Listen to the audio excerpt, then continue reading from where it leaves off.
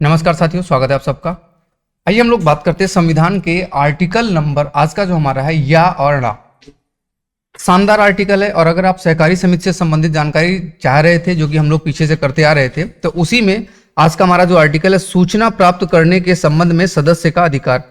यानी कि सहकारी समिति के जो सदस्य होते हैं वो सूचना प्राप्त कर सकते हैं। अगर कोई बैठक हो रही है तो उन्हें कुछ अधिकार मिलेगा कि भाई बैठक कब हो रही, कहाँ हो रही, किस तरह से, उसके बारे में संवैधानिक प्रावधान किए गए हैं।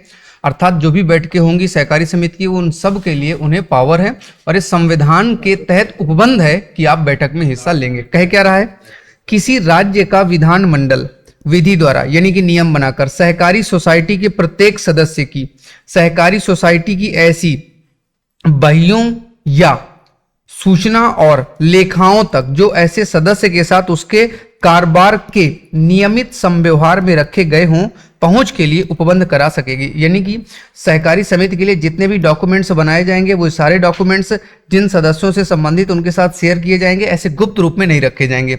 सहकारी समिति के अगर 21 सदस्य हैं तो सभी 21 सदस्यों के साथ वो जितने भी डॉक्यूमेंट्स आएंगे वो सभी शेयर किए जाएंगे, आपस में सब लोग एक दूसरे के साथ शेयर करेंगे। इसके अलावा इसके क्लॉज नंबर 2 और 3 में क्या कहा गया, किसी राज्य का विधानमंडल नियम द्वारा यानी कि कानून बनाकर सहकारी सोसाइटी के प्रबंधन में सदस्यों की भागीदारी सुनिश्चित करने के लिए सदस्यों द्वारा बैठक में उपस्थित की ऐसी न्यूनतम अपेक्षा को बंद करते हुए सेवाओं के ऐसे न्यूनतम स्तर का उपयोग करते हुए जो ऐसी विधि में उपबंध किया जाए उपबंध कर सकेगा। कहने का मतलब ये है कि जब कभी सहकारी समिति की बैठक होगी तो टोटल सदस्य तो 21 हैं, लेकिन मिनिमम कितने सदस्य उपस्थित हो जाएं, यानी कि कुल मिला के यहाँ बात की जा रही कोरम की कि कितने सदस्यों का कोरम पूरा होगा तब सदन की बैठक शुरू होगी। तो आपने सुना होगा जैसे लोकसभा में 10% होता है तो पंचायत की बैठक में 5 सदस्यों का मिनिमम होता है। तो उसी तरह से हर राज्य अपने यहाँ पे सहकारी समिति की बैठक में मिनिमम कितने सदस्य होने चाहिए इसका विवरण कर सकता है या इसका उल्लेख कर सकता है।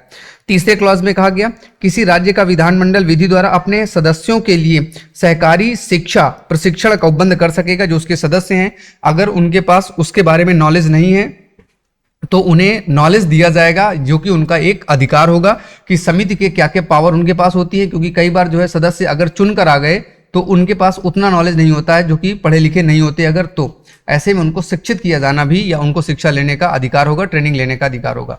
तो इस आर्टिकल में यहीं तक, फिर मिलते हैं कल संविधान के अगले आर्टिकल में रात 9 बजे। तब तक के लिए बहुत बहुत धन्यवाद। वीडियो पसंद आया तो लाइक जरूर करें।